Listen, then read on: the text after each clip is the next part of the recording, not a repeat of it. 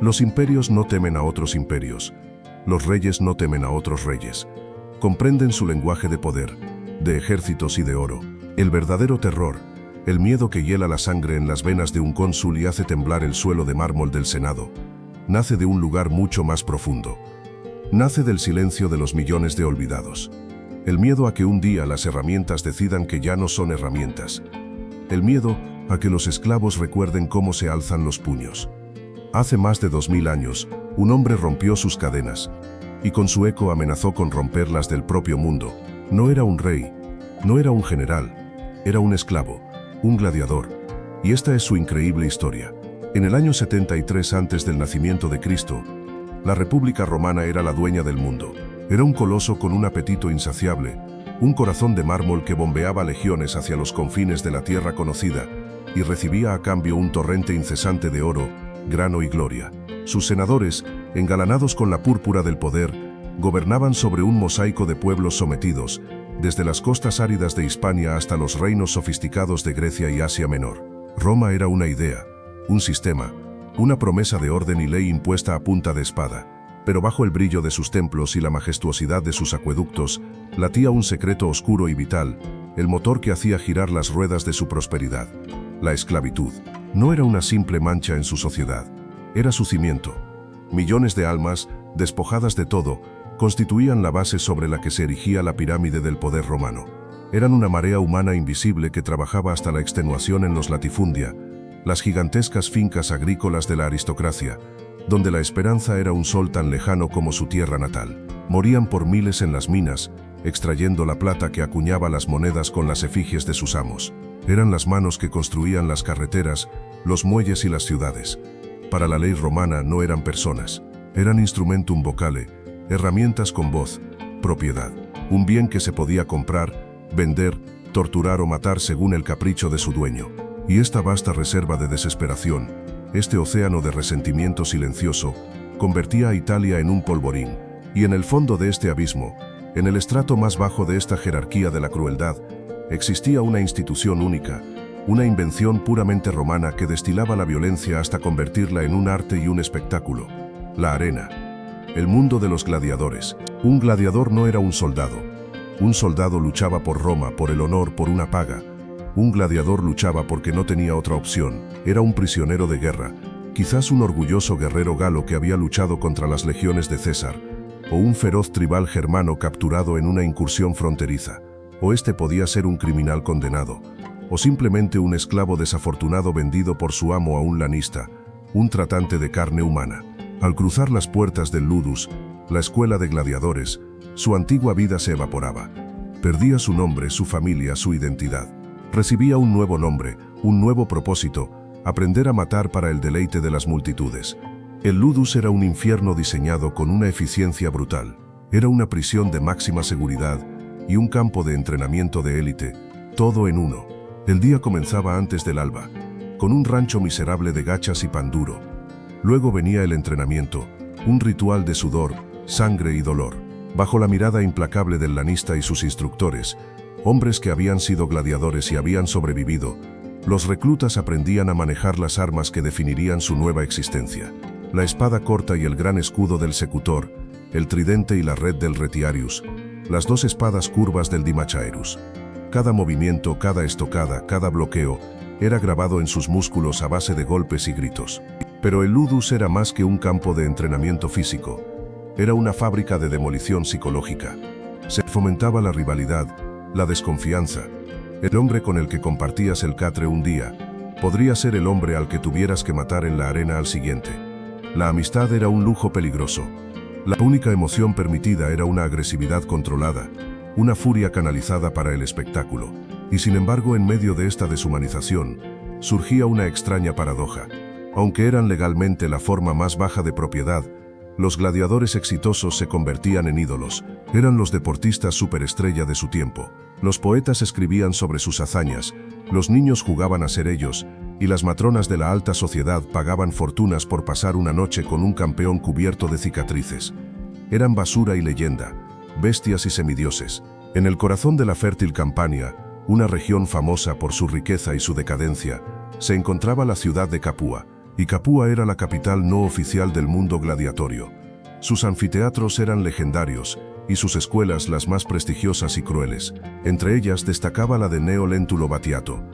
Batiato no era un noble, era un empresario, un hombre que había visto en la sed de sangre del público una oportunidad de negocio. Compraba esclavos fuertes y prometedores a bajo precio, los moldeaba en máquinas de matar y los alquilaba a los magistrados que organizaban los juegos, obteniendo un beneficio obsceno. Su ludus era una de las jaulas más famosas de Italia, y dentro de esa jaula, entre 200 hombres de todas las razas y lenguas del mundo conocido, se encontraba un tracio cuyo nombre pasaría a la historia.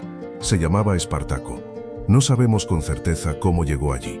Las fuentes romanas, escritas por sus enemigos, dicen que fue un soldado tracio que sirvió en las tropas auxiliares de Roma, desertó, se convirtió en bandido y finalmente fue capturado. Ser tracio significaba algo. Su pueblo en las montañas de los Balcanes era conocido por su espíritu indomable y su ferocidad en la batalla. No eran un pueblo fácilmente sometido. Quizás fue ese orgullo inherente lo que le impidió romperse por completo dentro del sistema del ludus. Día tras día, Espartaco obedecía. Entrenaba con una intensidad que impresionaba a sus instructores. Su cuerpo se convirtió en un mapa de músculos y cicatrices, un arma viviente. Pero a diferencia de muchos otros, su espíritu no se vació. Detrás de sus ojos no había la resignación del buey que va al matadero, ni la locura salvaje de la bestia acorralada. Había una inteligencia fría, una capacidad de observación. Veía la crueldad del sistema, la arbitrariedad de la muerte. Veía cómo sus compañeros, hombres que habían sido libres, eran forzados a matarse entre sí para el aplauso de una multitud que los despreciaba. Veía a Batiato contar sus monedas, enriqueciéndose con cada gota de sangre derramada en la arena. No estaba solo en su silenciosa indignación. A su alrededor había otros líderes natos. Estaba Crixo, un guerrero galo, alto y poderoso, cuya rabia era más abierta y explosiva. Estaba Enomao, otro galo, y otros tantos germanos, hispanos y griegos. Eran un microcosmos del imperio, un conjunto de odios y rivalidades tribales encerrados en un mismo espacio. Pero la jaula tenía un efecto unificador. Su odio hacia sus captores empezaba a ser más fuerte que su desconfianza mutua. Espartaco no solo entrenaba su cuerpo, observaba, escuchaba, esperaba. Veía la rutina de los guardias, las debilidades en la seguridad, el desdén complaciente de sus amos, que nunca podrían imaginar que sus herramientas pudieran pensar, y mucho menos conspirar. Cada ración de comida insípida, cada latigazo del instructor, cada grito de la multitud sedienta de sangre, era una brasa más añadida a un fuego que ardía en su interior. La presión dentro de la jaula de Lentulo Batiato estaba llegando a su límite, comprimiendo años de sufrimiento, humillación y rabia en un único punto de tensión insoportable. Los hombres ya no susurraban sobre sus hogares perdidos, sino sobre la posibilidad de la libertad. La jaula había sido diseñada para contener bestias, pero sin quererlo, había forjado líderes. Todo lo que se necesitaba ahora era una chispa para provocar la explosión. Y esa chispa estaba a punto de encenderse. El aire dentro del ludus de Capua se había vuelto denso, cargado de una electricidad silenciosa. La rutina de brutalidad y obediencia continuaba como siempre. Los cuerpos chocaban en los entrenamientos y el acero resonaba en el patio. Pero algo fundamental había cambiado. Las miradas furtivas duraban un instante más de lo debido. Las conversaciones en las esquinas, en galo, en tracio, en germano, se acallaban bruscamente cuando un guardia se acercaba. La atmósfera ya no era solo de resignación y sufrimiento. Ahora estaba preñada de un propósito secreto, una esperanza tan peligrosa como una hoja de afeitar. Espartaco se movía en el centro de esta red de susurros. Su liderazgo no se basaba en la intimidación, sino en una lógica férrea y una calma que inspiraba confianza. Mientras que Crixo, el galo, avivaba las llamas de la rabia con discursos encendidos sobre la venganza, Espartaco apelaba a algo más profundo, la dignidad. En las noches, en la penumbra de los barracones malolientes, les hablaba no como a esclavos, sino como a los hombres que habían sido antes. Les recordaba que habían sido guerreros, cazadores, hombres libres. Les planteaba una elección simple y terrible. Podían seguir muriendo solos, uno a uno, para el entretenimiento de sus amos en la arena, o podían morir juntos, como hermanos, luchando por una única e improbable oportunidad de volver a ver el sol como hombres libres. El plan inicial era audaz y ambicioso. Cerca de 200 gladiadores se unieron a la conspiración. El objetivo era organizar un levantamiento masivo, coordinado, para abrumar a los guardias, tomar el arsenal completo de la escuela y abrirse paso fuera de Capua. Pero una conspiración de tal tamaño es un animal difícil de ocultar. Demasiados hombres, demasiados susurros, demasiadas miradas nerviosas. Inevitablemente la palabra llegó a oídos de un informante. El secreto se había roto. Léntulo Batiato, el lanista, fue alertado. Para él, aquello no era solo una amenaza a su vida, sino a su negocio. El pánico se apoderó de él. Las puertas del Ludus fueron reforzadas. El número de guardias se duplicó y se inició una investigación para descubrir a los cabecillas. La jaula, de repente, se hizo mucho más pequeña y la vigilancia insoportable. Espartaco y los demás líderes sabían que su ventana de oportunidad se estaba cerrando a cada segundo. El gran plan había muerto. Ahora solo quedaba la desesperación. Era actuar en ese mismo instante o esperar a ser descubiertos, torturados y ejecutados de la forma más horrible imaginable. La decisión fue tomada en un instante, no por 200 hombres, sino por un núcleo duro, un grupo de unos 74 gladiadores que decidieron que preferían morir en el intento que esperar en sus celdas. La rebelión no estallaría en el patio de armas ni en los barracones.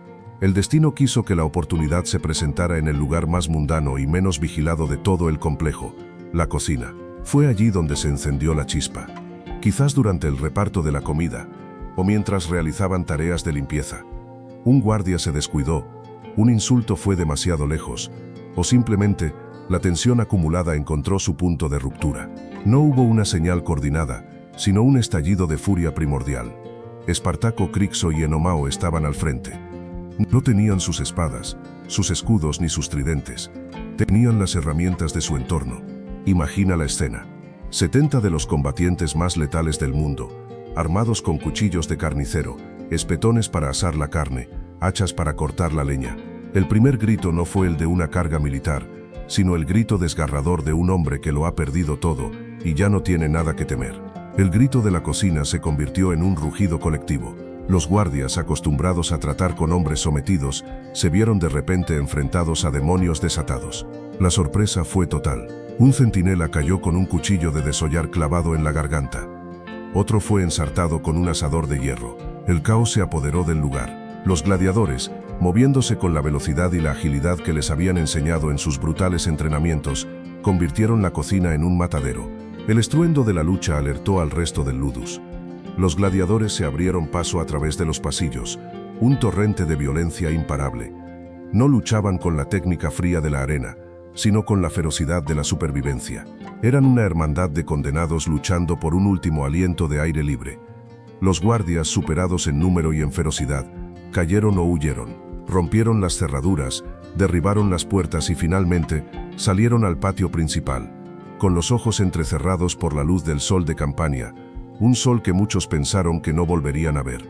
La libertad, sin embargo, era todavía una ilusión. Estaban fuera del edificio principal, pero aún dentro de los muros del complejo. Lucharon para llegar a la puerta principal, la última barrera entre su jaula y el mundo. La derribaron y se derramaron por las calles de Capua como una inundación repentina. La ciudad, en plena actividad de mediodía, se sumió en el pánico. Los mercaderes gritaban y cerraban sus tiendas. Los ciudadanos corrían a refugiarse en sus casas, atrancando las puertas. Para ellos era como si las bestias del anfiteatro se hubieran escapado. Un grupo de hombres semidesnudos, cubiertos de sangre y mugre, armados con herramientas de cocina, corriendo por las calles empedradas. Eran una aparición terrorífica. La guardia de la ciudad, la milicia local, comenzaba a movilizarse, y los fugitivos sabían que, a pesar de su ferocidad, eran vulnerables, estaban expuestos, superados en número, y su extraña selección de armas no duraría mucho contra soldados organizados. Y entonces, en medio de la persecución, el destino les hizo el regalo más extraordinario. Al doblar una esquina, se toparon con un espectáculo que debió parecerles una visión divina. Un simple carro de bueyes que avanzaba lentamente por la calle, transportando una carga para los próximos juegos. Esa carga era un arsenal completo de armas y armaduras de gladiador, escudos, cascos, grebas y sobre todo espadas de acero. El momento fue eléctrico. Sin dudarlo un instante, asaltaron el carro, arrojaron al suelo los cuchillos y los asadores, y se equiparon con las herramientas de su antiguo oficio. El sonido del acero al ser desenvainado el peso familiar de un escudo en el brazo, la visión de sí mismos reflejados en el bronce pulido de los cascos. La transformación fue instantánea. Ya no eran un grupo de esclavos desesperados armados con herramientas de cocina. Eran una compañía de guerreros de élite, una pequeña pero letal banda de hoplomacos, tracios y murmilos. Dejaron de huir y se enfrentaron a la milicia de la ciudad que venía a por ellos. El enfrentamiento fue corto y brutal. La milicia de Capua no era rival para 70 de los mejores gladiadores de Italia. La dispersaron y aseguraron su ruta de escape. Sabían que no podían permanecer en Capua. La noticia de su fuga volaría hacia Roma, y la respuesta, aunque tardía, sería implacable. Tenían que buscar un refugio, un lugar alto desde donde poder defenderse y planificar su siguiente movimiento. Luchando en escaramuzas a través de los suburbios, la banda de gladiadores finalmente dejó atrás la ciudad que había sido su prisión. Mientras el sol comenzaba a ponerse, se detuvieron en una colina mirando hacia atrás. Estaban libres. El aire que respiraban ya no era el aire viciado de los barracones. El suelo que pisaban no era la arena manchada de sangre del patio de entrenamiento.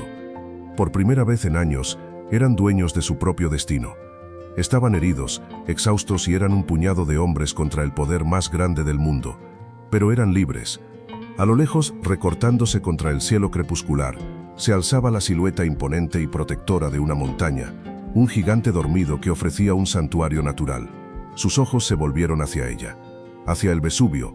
El grito de la cocina había sido respondido. La jaula estaba rota y las bestias andaban sueltas. Para Roma, el verdadero horror no había hecho más que empezar. La libertad recién conquistada tenía el sabor del aire nocturno y el olor metálico de la sangre. Para el puñado de gladiadores que habían escapado de Capua, cada paso era un acto de desafío, cada aliento, un tesoro robado al destino. Dejaron atrás la ciudad de su cautiverio, una mancha de luces y ruido en la oscuridad, y se adentraron en el campo de Campania, moviéndose como una manada de lobos a través de un paisaje que por primera vez no les pertenecía a un amo. Estaban eufóricos y aterrorizados a la vez, porque sabían que la jauría romana no tardaría en salir en su busca. Necesitaban un refugio, un santuario, una fortaleza natural, donde la presa pudiera convertirse en cazador. Y frente a ellos, recortándose contra el lienzo estrellado, se erigía la silueta masiva y protectora del monte Vesubio. En aquellos días el Vesubio no era el presagio de muerte y fuego que la historia recordaría. No había aún sepultado Pompeya ni Herculano bajo su furia. Era una montaña pacífica y fértil, un gigante dormido cubierto por un manto de bosques frondosos y sobre todo por una maraña de vides silvestres tan gruesas y antiguas como los propios árboles. Sus laderas escarpadas y sus acantilados inaccesibles lo convertían en la fortaleza perfecta. Ascendieron por sus senderos ocultos y establecieron su primer campamento en la cima, un cráter extinto y llano que les ofrecía una visión panorámica de la llanura que se extendía a sus pies. Era un nido de águilas para hombres que habían vivido en una jaula subterránea. Allí, en la cima del mundo, en su primer trozo de tierra liberada, comenzó una transformación. Ya no eran solo gladiadores fugitivos. Se convirtieron en un símbolo. La noticia de su audaz fuga y de su exitoso desafío a la milicia de Capua se extendió por la región como un reguero de pólvora. Viajó en los susurros de los esclavos en los campos de trigo, en las conversaciones furtivas en los barracones de las grandes villas. Para los cientos de miles de oprimidos de Campania, la historia de Espartaco no era una anécdota, era una profecía. Era la prueba de que el sistema no era inquebrantable, de que los amos no eran invencibles. Y entonces empezaron a llegar. Al principio en pequeños grupos bajo el amparo de la noche. Pastores que abandonaban sus rebaños, campesinos que dejaban sus arados, herreros, canteros, hombres y mujeres que tomaban la decisión de arriesgar la certeza de una muerte lenta en la esclavitud por la incierta promesa de una vida libre. Cada día, el campamento en el Vesubio crecía. El puñado de 70 gladiadores se convirtió en un pueblo de cientos, y luego de miles de almas. Eran un mosaico de desesperación y esperanza, una nación improvisada de los desposeídos del mundo, y todos miraban a un hombre en busca de liderazgo, Espartaco. El desafío que enfrentaba era monumental. Ya no dirigía un grupo homogéneo de guerreros de élite. Su ejército era ahora una turba de hombres y mujeres sin disciplina, la mayoría de los cuales nunca había sostenido un arma más mortífera que una hoz. Hablaban docenas de lenguas diferentes y sus cuerpos y espíritus estaban marcados por años de abuso. Convertir a esta masa humana en una fuerza de combate efectiva parecía una tarea imposible. Pero fue aquí donde Espartaco demostró que su verdadero genio no residía solo en su habilidad con la espada, sino en su capacidad para forjar una comunidad a partir de la nada. Junto a Crixo, Enomao y los otros gladiadores, que ahora actuaban como sus oficiales, estableció un orden estricto. Impuso una regla fundamental. Todo el botín de sus incursiones a las granjas y villas cercanas se repartiría en partes iguales. No habría ricos ni pobres en su nuevo mundo, solo compañeros. Luego comenzó la tarea más crucial, la formación. Los gladiadores se convirtieron en instructores, y el cráter del Vesubio, en un vasto campo de entrenamiento. Con una paciencia infinita, enseñaron a los antiguos esclavos los fundamentos del arte de la guerra. Les enseñaron a pararse, a moverse como una unidad. Les mostraron cómo un escudo no era solo un trozo de madera para detener un golpe, sino un muro que, unido al de sus compañeros, se convertía en una barrera inexpugnable. Los herreros del grupo trabajaron día y noche, fundiendo herramientas de labranza y cadenas rotas para forjar espadas toscas pero efectivas, y puntas de lanza afiladas. Día tras día, el sonido que ascendía desde la cima del Vesubio ya no era el de una multitud desorganizada, sino el sonido rítmico y disciplinado de un ejército en formación. Estaba ocurriendo lo impensable. El miedo más profundo del Senado se estaba haciendo realidad. Los sin nombre estaban aprendiendo a luchar. Mientras tanto, en Roma, la reacción a la creciente amenaza fue de una displicencia casi suicida. Las élites, ocupadas con sus intrigas políticas y sus juegos de poder, se negaron a ver la rebelión por lo que era. No era una guerra, un bellum. Eso sería darle demasiada dignidad a un levantamiento de esclavos. Era un simple caso de latrocinium, de bandidaje, un asunto para la policía, no para las gloriosas legiones de la República. El Senado despachó a un pretor, un magistrado de segunda fila llamado Cayo Claudio Glabro, con una fuerza de 3.000 hombres. No eran legionarios veteranos, sino una milicia reclutada a toda prisa, ciudadanos que probablemente nunca habían visto un combate real. Glabro marchó hacia el Vesubio rebosante de la arrogancia de su clase. Veía la misión como un simple trámite, una oportunidad para ganar algo de prestigio aplastando a una banda de delincuentes. Al llegar a la base de la montaña y ver el campamento rebelde en la cima, optó por la solución más fácil y perezosa. En lugar de arriesgar a sus hombres en un difícil asalto cuesta arriba, simplemente identificó el único sendero conocido que ascendía y descendía del volcán, y estableció un campamento que lo bloqueaba por completo. Su plan era la inacción. Rodeados y sin posibilidad de reabastecerse, los esclavos, tarde o temprano, morirían de hambre o se rendirían. Se sentó a esperar, confiado en que los animales estaban perfectamente enjaulados. En la cima, la situación parecía desesperada.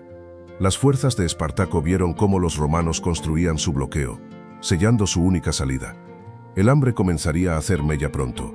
La desesperación que les había llevado hasta allí amenazaba con volver a consumirlos. Pero Espartaco no veía una trampa, veía una oportunidad. Su mente estratégica, forjada en la arena donde la creatividad significaba la supervivencia, analizó la situación. Miró a los soldados romanos, relajados en su campamento. Miró la montaña que era su refugio. Y entonces sus ojos se posaron en el recurso que la naturaleza les ofrecía en abundancia, las gruesas y resistentes vides silvestres. El plan que concibió era tan audaz que bordeaba la locura.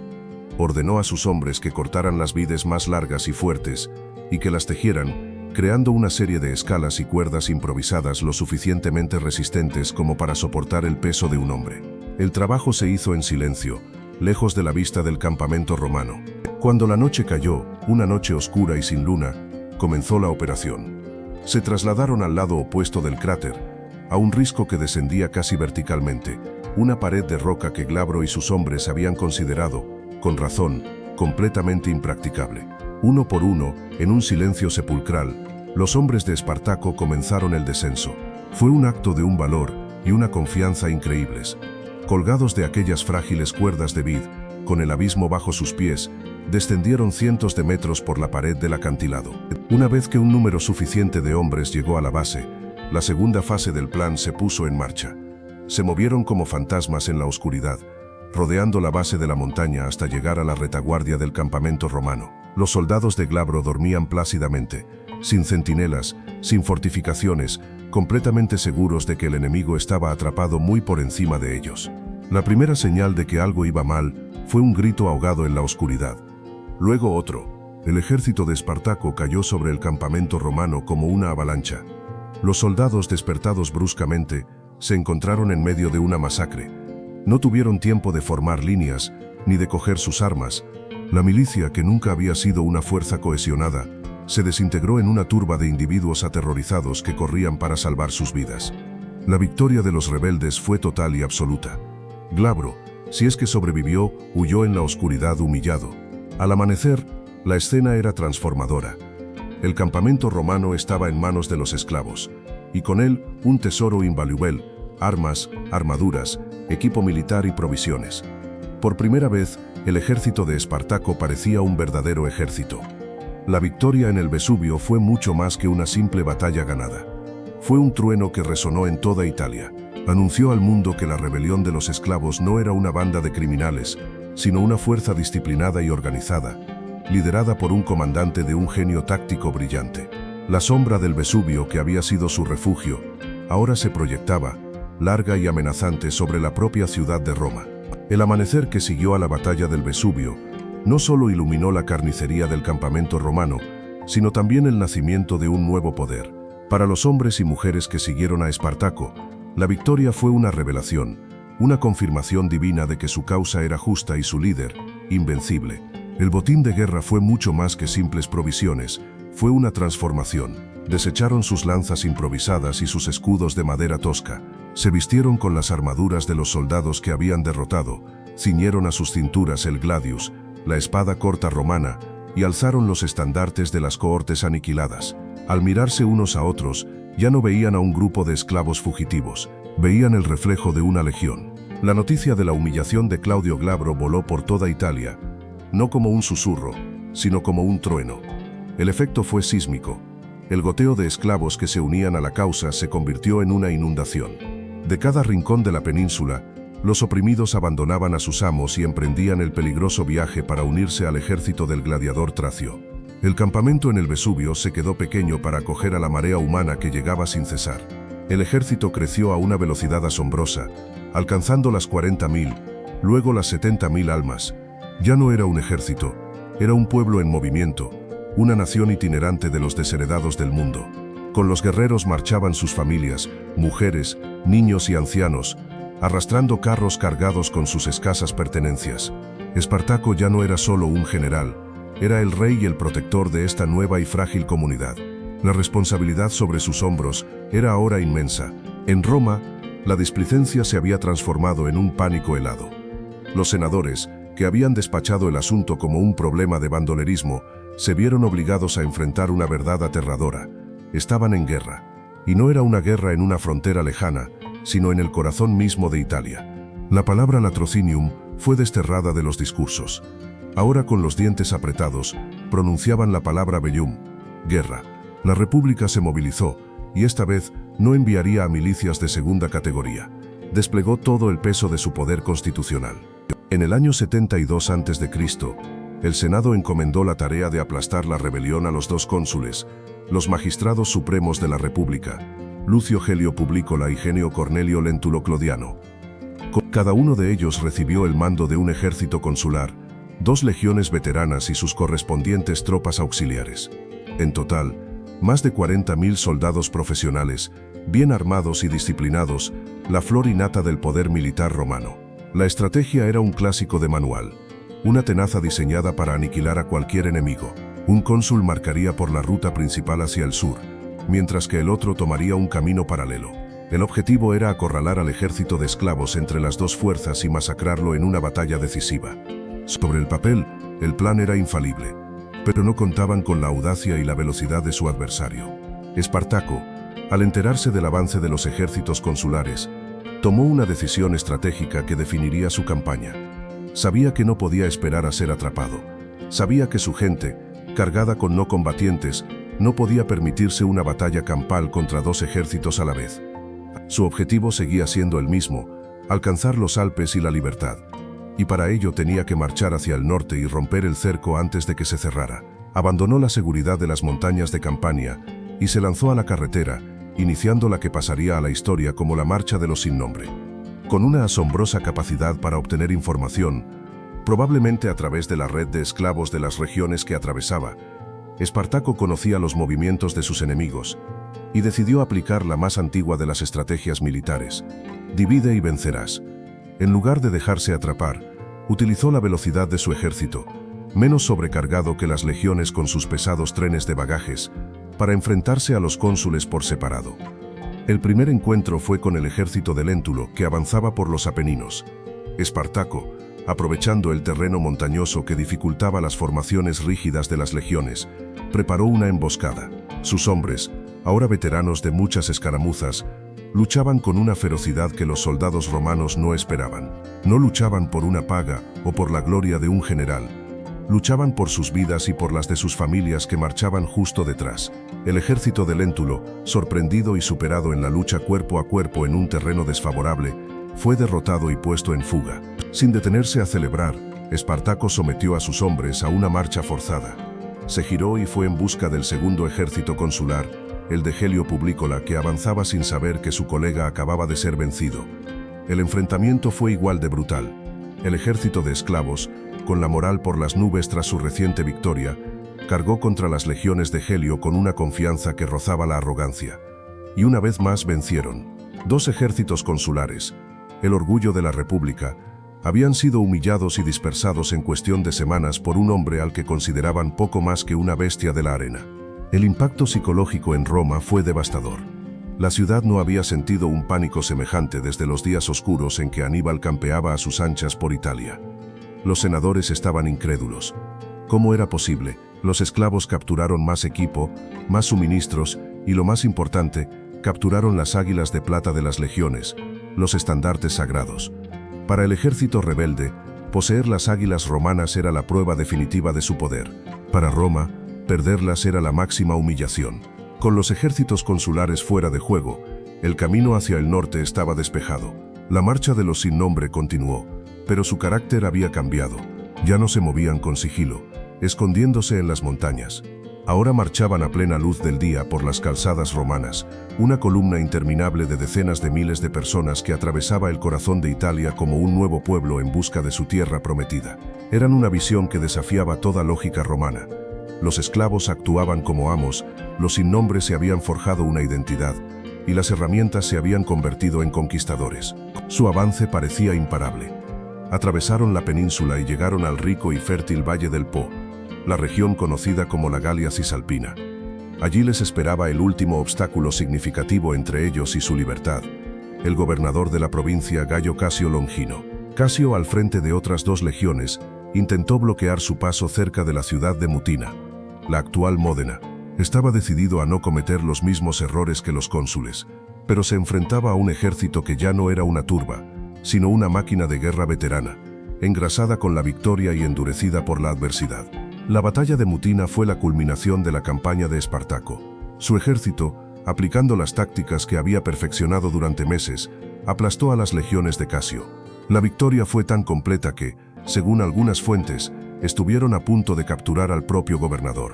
Con esta última y resonante victoria, todo el poder militar romano en Italia había sido barrido. No quedaba nadie para detenerlos. La marcha continuó, y entonces un día, al mirar hacia el horizonte del norte, lo vieron. Majestuosa, imponente, una barrera de picos blancos recortándose contra el cielo azul. Los Alpes, la puerta de entrada al resto de Europa, el fin de Italia, el umbral de la libertad. Lo habían logrado. Contra todo pronóstico, contra todo el poder de Roma, habían luchado y habían vencido. Estaban allí, en la frontera de su sueño, a punto de cruzarla y disolverse, cada uno en busca de su hogar. La libertad por la que tanto habían sangrado estaba a solo unos pasos de distancia. El aire en el Valle del Po era el aire de la victoria. Por primera vez en 2 largos y sangrientos años, los hombres y mujeres que seguían a Espartaco podían levantar la vista y no ver las legiones de Roma en el horizonte, sino una promesa tallada en piedra y nieve. Allí al norte se alzaba la imponente muralla de los Alpes, una visión que para un romano significaba el fin del mundo conocido, pero que para ellos era la puerta de entrada a la vida. Cada pico blanco era un faro de libertad, un camino de vuelta a los bosques de la Galia, a las llanuras de Germania o a las montañas de Tracia. El sueño por el que habían luchado, sangrado y muerto, estaba al alcance de su mano. En el campamento de los rebeldes, Reinaba una euforia que nunca antes habían conocido. Habían hecho lo imposible. Habían humillado a pretores y cónsules. Habían desmantelado ejércitos enteros y se habían vestido con sus armaduras. Se habían ganado el derecho a ser libres. Espartaco había cumplido su palabra. Había sido el Moisés de los oprimidos y los había guiado a través del desierto de la servidumbre hasta el umbral de la tierra prometida. Solo quedaba un último esfuerzo, un último acto de fe, cruzar la gran barrera blanca y disolverse en el vasto continente para no volver a ser encontrados jamás. Pero fue aquí, en este preciso momento de triunfo supremo, en esta encrucijada de la libertad, donde la historia dio un giro inexplicable y trágico. Fue aquí, donde la unidad forjada en el crisol de la rebelión comenzó a fracturarse, y donde el sueño se convirtió en el preludio de una pesadilla. El ejército de los sin nombre se detuvo, y en lugar de dar el paso final hacia la salvación, se dio la vuelta y comenzó a marchar, una vez más hacia el sur, hacia el corazón de la bestia que acababan de derrotar. ¿Por qué? ¿Por qué renunciaron a una libertad que casi podían tocar? Es el gran misterio de la Tercera Guerra Servil, una pregunta que los historiadores han debatido durante 2 milenios. No hay una respuesta sencilla, sino un nudo de pasiones humanas, la codicia, el orgullo, la venganza y el miedo. Dentro del gigantesco campamento rebelde, el éxito había sembrado las semillas de la discordia. Ya no había un único objetivo que los uniera, ahora había varias visiones contrapuestas del futuro. Una facción, liderada por el carismático y temperamental galo Crixo, estaba ebria de victoria. Para ellos la idea de simplemente huir era un insulto a su poder recién descubierto. Habían probado la sangre de la victoria y querían más. Habían saqueado algunas de las tierras más ricas de Italia y querían seguir haciéndolo. Su argumento era visceral y seductor. ¿Por qué debemos escabullirnos como ladrones cuando podemos vivir como reyes? Hemos derrotado a sus mejores ejércitos. Roma está a nuestra merced. Hagamos que paguen por cada latigazo, por cada humillación, por cada hermano caído en la arena. Era el grito de la venganza, no el de la libertad, y encontró un eco poderoso en los corazones de miles de galos y germanos que ardían en deseos de saquear a sus antiguos amos. Otros, quizás el propio Espartaco, miraban a los Alpes no como una puerta sino como una trampa mortal. ¿Cómo guiar a una nación de más de 100.000 personas, con ancianos, mujeres y niños, a través de los traicioneros pasos de montaña, cubiertos de nieve y hielo? Requeriría una logística inmensa, y cualquier retraso podría dejarlos atrapados por el invierno, muriendo de hambre y de frío. Era un riesgo enorme, una apuesta que podía costarles todo lo que habían ganado.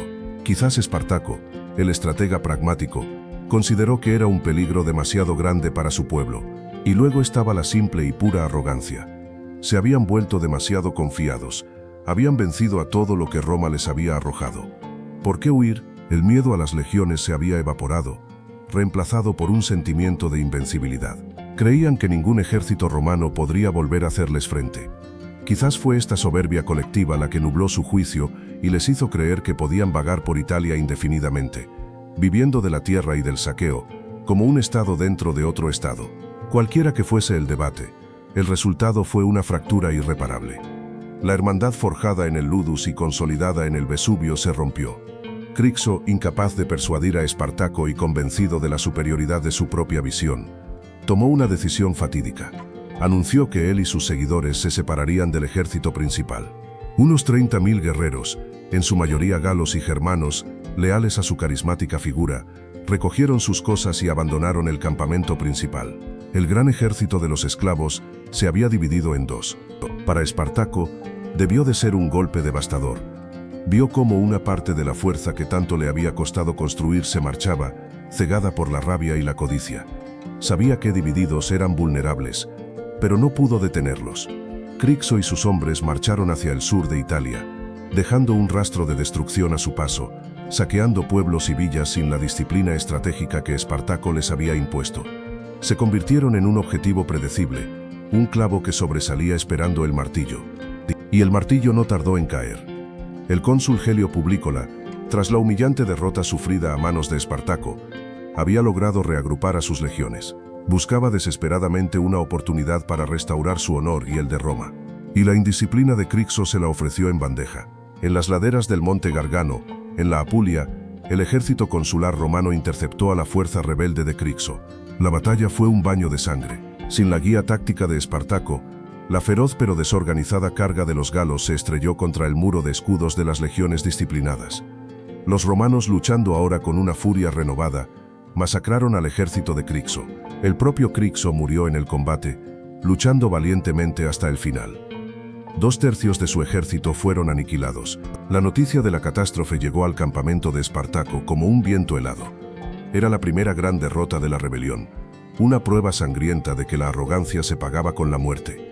El dolor por la pérdida de su compañero de armas, el hombre con el que había soñado por primera vez con la libertad en la oscuridad del Ludus, debió de ser inmenso. Pero la reacción de Espartaco no fue solo de duelo, fue de una furia fría y sombría. En un acto de simbolismo terrible, Espartaco organizó unos juegos funerarios para honrar a Crixo, pero no habría sacrificios de animales. Seleccionó a 300 de los prisioneros de guerra romanos que había capturado en sus victorias anteriores. Los vistió con armaduras y les dio espadas, y los obligó a luchar a muerte en parejas, como gladiadores, frente a su ejército de esclavos que ahora aclamaba desde las gradas. El mundo se había puesto del revés. Los amos morían ahora para el entretenimiento de sus antiguos esclavos. Fue un acto de una crueldad espejo, una señal de que algo en el alma de la rebelión se había endurecido y oscurecido. La guerra ya no era solo un éxodo hacia la libertad, se había convertido en una espiral de venganza, en una lucha a muerte sin cuartel. La encrucijada había quedado atrás. La puerta a la libertad sobre los Alpes se había cerrado para siempre, no por una legión romana, sino por su propia decisión. Con el corazón apesadumbrado por la pérdida de Crixo, pero con una determinación más letal que nunca, Espartaco guió a su ejército, una vez más, hacia el sur. El camino que elegía ya no conducía a casa, conducía a una confrontación final con una república que, herida y humillada, estaba a punto de desatar contra él a su campeón más despiadado. La noticia de la derrota de 2 ejércitos consulares y la aniquilación de una fuerza pretoria en Mutina cayó sobre la ciudad de Roma como una piedra en un estanque, y las ondas de choque sacudieron los cimientos de mármol del propio Senado. El pánico se había convertido en una furia helada. Ya no se trataba de una simple revuelta. Era una herida abierta en el orgullo de la República, una humillación que recordaba a los días más oscuros de la Segunda Guerra Púnica. La élite romana, que había subestimado, despreciado y ridiculizado a los rebeldes, se vio obligada a aceptar una verdad insoportable. Estaban siendo superados militarmente por un gladiador y su ejército de esclavos. La situación era insostenible y exigía una respuesta de una magnitud y una brutalidad sin precedentes. El sistema había fallado. Los magistrados ordinarios, los cónsules elegidos para ese año, habían demostrado ser incompetentes. Se necesitaba un nuevo tipo de líder, no un político buscando un triunfo fácil, sino un hombre con la voluntad de hierro, los recursos ilimitados y la crueldad necesaria para llevar a cabo una guerra de exterminio. El Senado, desesperado, buscó a su campeón y lo encontró en la figura de Marco Licinio Craso. Craso no era como los demás aristócratas, era el hombre más rico de Roma, un magnate cuya fortuna era legendaria, amasada a través de la especulación inmobiliaria durante las proscripciones de Sila, llegando a poseer su propia brigada de bomberos que solo actuaba si el dueño del edificio en llamas le vendía la propiedad a un precio irrisorio. Pero el dinero no era suficiente para Craso. Ansiaba con desesperación lo que no podía comprar: la gloria, el prestigio militar que ostentaba su gran rival, el joven y aclamado Pompeyo Magno. Mientras Pompeyo acumulaba triunfos en Hispania y en el este, Craso era visto simplemente como un usurero con poder. La guerra de Espartaco no era para él una crisis, sino una oportunidad de oro. Era su momento para demostrar que él también podía ser un salvador de la República, para grabar su nombre en los anales de la historia militar de Roma. El Senado, viendo en su ambición la solución a sus problemas, le concedió un imperium especial, un mando extraordinario, y le asignó no solo los restos de las legiones consulares derrotadas, sino 6 legiones adicionales. Craso disponía ahora de una fuerza abrumadora de casi 50.000 hombres. Se convertiría en el martillo de Roma, y estaba decidido a aplastar la rebelión de una vez por todas. Lo primero que hizo Craso al tomar el mando fue enfrentarse al problema más acuciante: sus propios soldados. Las legiones estaban desmoralizadas, rotas, le tenían más miedo al ejército de Espartaco que a sus propios estandartes. Craso sabía que no podía liderar a hombres que no estuvieran dispuestos a morir por sus órdenes, y decidió enseñarles una lección sobre el verdadero significado del miedo. Cuando uno de sus legados, Mumio, desobedeció sus órdenes directas de no atacar, y fue derrotado en una escaramuza, Craso desató sobre sus propias tropas un castigo arcaico y terrible, una práctica tan brutal que rara vez se usaba, la decimación. Reunió a las cohortes que habían mostrado cobardía. Las dividió en grupos de 10. Dentro de cada grupo los soldados echaron a suertes. El que sacaba la pajita más corta, el desafortunado era apartado. Y entonces, ante la mirada horrorizada de todo el ejército, sus 9 compañeros de tienda, sus hermanos de armas, lo apalearon hasta la muerte. El mensaje fue instantáneo y escalofriante. Craso les estaba diciendo: Espartaco puede que os mate si lucháis. Yo os mataré si no lo hacéis. Elegid a quién teméis más. El terror funcionó. La disciplina fue restaurada con sangre. El ejército de Craso ahora le pertenecía en cuerpo y alma. Con sus legiones forjadas de nuevo en el yunque del miedo, Craso comenzó su cacería. A diferencia de sus predecesores, no buscó una batalla rápida y decisiva. Era un estratega paciente y metódico. Inició una campaña de desgaste, persiguiendo al ejército de Espartaco en su deriva hacia el sur de Italia. No presentaba batalla campal, sino que lo acosaba constantemente, como un lobo siguiendo a un rebaño herido.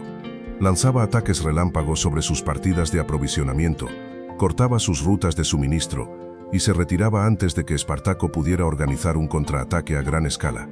Estaba desangrando a la rebelión lentamente, agotando su moral y sus recursos. Espartaco, por su parte, se vio empujado inexorablemente hacia el sur, acosado por un enemigo que no cometía errores. Su plan ahora era audaz, quizás su última esperanza: cruzar el estrecho de Mesina y llevar la guerra a Sicilia. La isla tenía un largo historial de revueltas de esclavos y era el granero de Roma. Si lograba encender allí un nuevo fuego, podría desestabilizar a la República de una forma mucho más grave. Llegó a un acuerdo con los piratas cilicios, que en aquella época eran una potencia naval en el Mediterráneo, para que transportaran a su ejército a través del estrecho a cambio de una fortuna del botín que habían acumulado. Pero los piratas, fieles únicamente a su propio beneficio, le traicionaron. Tomaron el oro y el tesoro de Espartaco, y una noche simplemente levaron anclas y desaparecieron en el horizonte, abandonando al ejército rebelde a su suerte. Espartaco estaba atrapado. Tenía a sus espaldas el mar, y frente a él al ejército de Craso que se acercaba. Fue entonces cuando Craso decidió cerrar la trampa. En un despliegue de poderío logístico y de ingeniería puramente romano, ordenó a sus legiones llevar a cabo una proeza monumental. A través del istmo de la península de Rhegium, la punta de la bota italiana, sus soldados cavaron una zanja y levantaron un muro de casi 60 kilómetros de longitud, que se extendía de costa a costa. En cuestión de semanas, habían construido una barrera infranqueable. El ejército de Espartaco estaba ahora completamente encerrado, prisionero en una península, con el invierno acercándose y sus provisiones disminuyendo a cada día que pasaba. La estrategia de Craso había sido un éxito. El cazador había enjaulado a su presa. La situación dentro del campamento rebelde se volvió desesperada. El hambre, el frío y la desesperanza comenzaron a hacer estragos. Estaban atrapados entre el muro de Craso y un mar que no podían cruzar. Para cualquier otro comandante, habría sido el fin. Pero Espartaco, una vez más, recurrió a su genio nacido de la desesperación. Observó las defensas romanas, esperó su momento y planeó una última y audaz apuesta. Esperó a una noche de pleno invierno, una noche de tormenta de nieve y viento, cuando la visibilidad era casi nula y los centinelas romanos se acurrucaban en sus puestos, más preocupados por el frío que por un ataque. Bajo el manto de la oscuridad y el caos de la tormenta, Espartaco puso a sus hombres a trabajar. Reunieron todo lo que pudieron encontrar: tierra, madera de los árboles, ramas, y en un acto de una brutalidad terrible, mataron a los prisioneros y a los animales de carga que les quedaban y arrojaron sus cuerpos a la zanja helada. Poco a poco, crearon un puente improvisado sobre las defensas de Craso. Luego lanzó el ataque. Una parte significativa de su ejército, en un último esfuerzo sobrehumano, cargó a través del puente improvisado, asaltó la empalizada y rompió el cerco. Habían logrado escapar. Era una hazaña increíble, un último testimonio de su indomable voluntad de ser libres. Pero la victoria fue amarga. Habían escapado de la trampa física, pero a un coste terrible. Habían sufrido enormes bajas en el asalto, y el ejército que salió al otro lado del muro ya no era la fuerza cohesionada que había sido. Estaban fracturados, desmoralizados, y su espíritu estaba roto. La estrategia de desgaste de Craso había funcionado a la perfección. Ya no había a dónde huir. El sueño de la libertad se había extinguido. Solo quedaba un último acto por representar en esta tragedia. Mientras tanto, en Roma, el Senado, impaciente, había llamado a Pompeyo Magno de vuelta de Hispania para que ayudara a dar el golpe de gracia. Para Craso, el tiempo se agotaba. Si no destruía a Espartaco rápidamente, su rival se robaría la gloria que tanto ansiaba. La confrontación final era ahora inevitable e inminente. La escapada del muro de Craso no fue una victoria, sino una sentencia. El ejército que logró cruzar la zanja no era la fuerza orgullosa que había derrotado a los cónsules. Era una bestia herida, desangrada y confundida. La unidad que Espartaco había forjado con tanto esfuerzo se desintegró en el frío y la desesperación del invierno itálico. La cohesión se rompió. De nuevo, facciones de galos y germanos, impacientes y quizás culpando a Espartaco por su situación, se separaron del cuerpo principal, buscando una salida en solitario. Y como antes, la división fue su condena. Las pacientes legiones de Craso los cazaron y los destruyeron en una serie de escaramuzas brutales. Para Espartaco el final del camino estaba claro. Ya no había Alpes a los que marchar, ni Sicilia a la que escapar. Cada ruta estaba cortada, cada esperanza extinguida. Todo lo que quedaba era elegir el lugar y la manera de su muerte. Logró reunir bajo su mando a los que permanecían leales, el núcleo duro de su ejército, los hombres y mujeres que habían estado con él desde el principio. Ya no luchaban por la libertad, un sueño que se había desvanecido en la nieve. Ahora luchaban por una muerte digna, por un último acto de desafío que hiciera pagar a Roma el precio más alto posible por su victoria. Dejaron de huir y se volvieron para hacer frente a su destino. El enfrentamiento final tuvo lugar en la primavera del año 71 a.C., en la región de Lucania, cerca de las fuentes del río Silaro. El ejército de Craso, disciplinado, confiado y sediento de la victoria definitiva, se desplegó en el campo de batalla. Frente a ellos el ejército de Espartaco tomó posiciones. Eran menos, estaban peor equipados, pero en sus ojos ardía la luz febril de aquellos que ya no tienen nada que perder. Justo antes de que comenzara la batalla, ocurrió una escena que quedaría grabada en la leyenda. Trajeron a Espartaco su caballo de guerra, un magnífico semental, probablemente capturado a algún oficial romano. Era su medio de escape, su ventaja como comandante. Lo montó, observó a sus hombres, una última mirada a los rostros de los hermanos que había encontrado en el infierno. Y entonces, con un movimiento rápido, desenvainó su espada y la hundió en el cuello del animal, que se desplomó a sus pies. Se hizo un silencio sobrecogedor, roto solo por su voz, que resonó en todo el frente. Si ganamos esta batalla, proclamó, tendré muchos caballos mejores para elegir. Si perdemos, no necesitaré ninguno. El mensaje era inequívoco. No habría retirada, no habría huida. La única salida de ese campo de batalla era la victoria o la muerte. La batalla que siguió fue de una ferocidad apocalíptica.